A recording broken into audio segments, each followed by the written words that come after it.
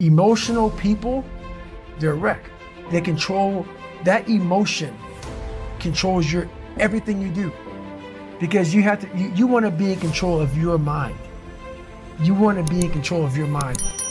And what emotional people do is, like for instance, I always say this, they can have a beautiful life.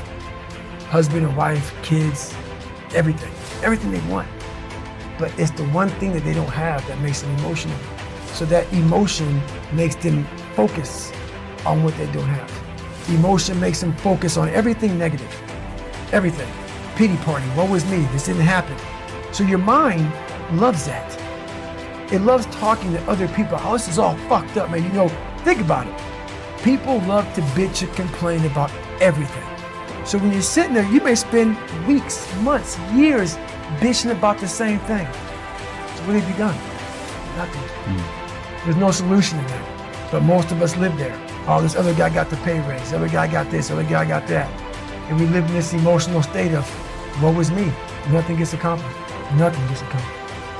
When you're full, you don't need other people to fill you up because you're full. That's right. I think a lot of people, they need people's respect, they need people's opinions, they need people's attention, they need people's love because they're empty. That's right. And they're trying to fill themselves up through other people. But no one can live to your standard, so you're always going to feel empty. That's how I used to be. So it created me lying, it created me being a dishonest person, whatever I could do to get it, to get whatever it was. But back to your question about emotion, I'm a very emotional person. So I'm very passionate because it took a lot for me to be who I am today. So I'm very emotional, but it's just the passion in me about the sacrifice I put into being who I am. So I got this award from the VFW called the Americanism Award. And I'm speaking in front of like 5,000 veterans. And I get the award and I'm thanking people and I turn back to my mom and look at her and for 58 seconds, just cried. Because I had a chance at that time to look and see what I've accomplished and where I came from. I wasn't trying to hold it, but I had to get myself together to give my speech. But it was a very proud moment for me to be able to reflect and say, okay, man, like, you know, you've, not like I've earned that right to cry or to be emotional, but it felt good that literally I grinded myself into a fine powder to get where I'm at today. And it just came out in that way.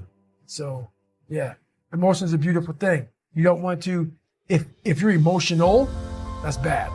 But if you show emotion at the right time, I think that's a beautiful thing. Jealousy, 100%. You have to, if you're jealous about anything, that is a horrible thing. Anger, I've done really well at controlling it nowadays. Back in the day when you're insecure. So all this stuff comes from conquering yourself.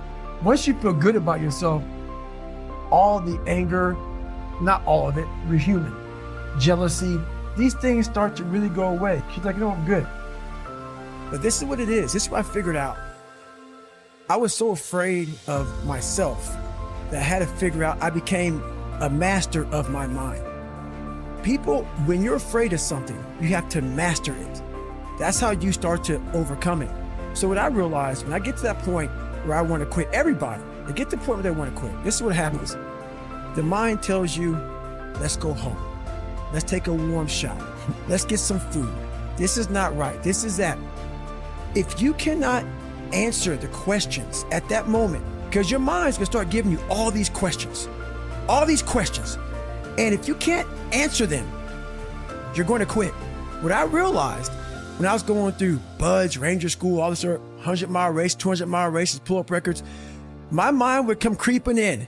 Like when I was doing 4,030 pull-ups at 2,000 pull-ups and my hands were ripped open, my mind said, look, brother, we've done all these other things. You've proven yourself. You're good.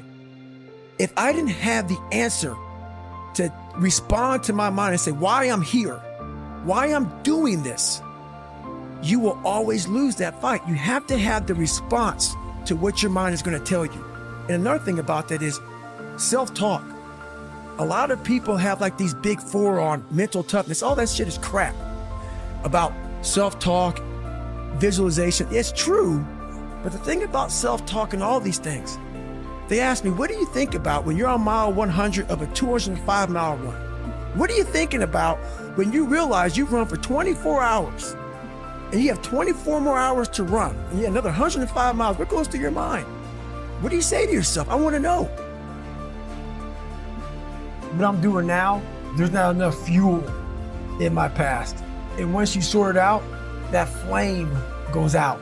It is a very, very powerful thing, but it can't overcome everything. I was angry once I was able to uncover the rug and look at all these different shells that I collected over the years and say, wow, that fucked me up. And that one fucked me up even worse than that one. And shit, that one was real bad. And because what happens is when you start to collect all these shells, and these shells are bad things of your life, and you put them in your nice treasure chest and you hide them, you know, because it reminds you of where you were at, but you don't want to visit them all the time.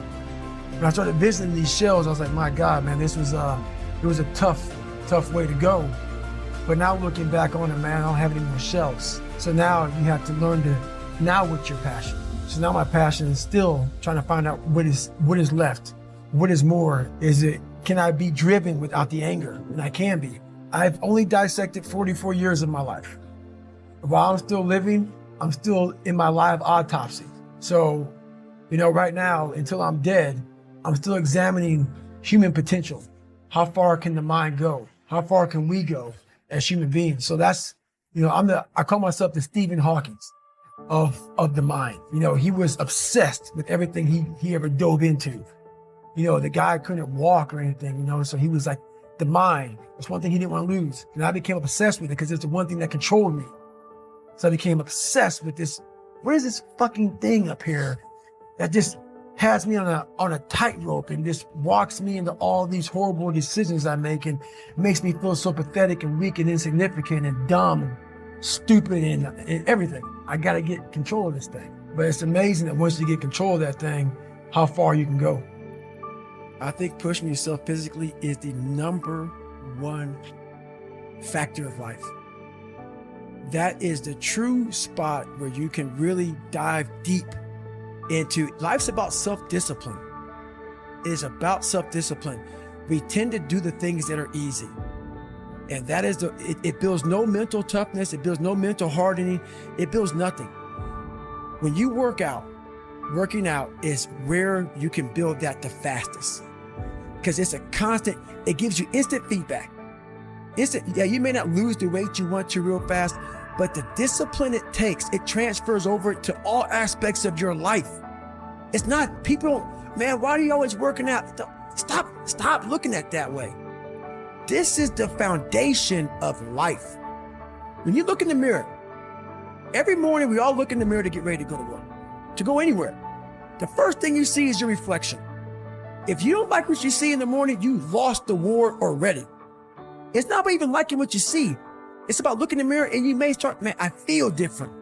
That reflection is not everything. It's a feeling you're supposed to get. So you have to, in life, once you leave your house, the war begins. In your house, you have some control. And that reflection in that mirror, you have to control that reflection in the mirror. That's how you start your day. If you leave your house feeling like, okay, I can fight.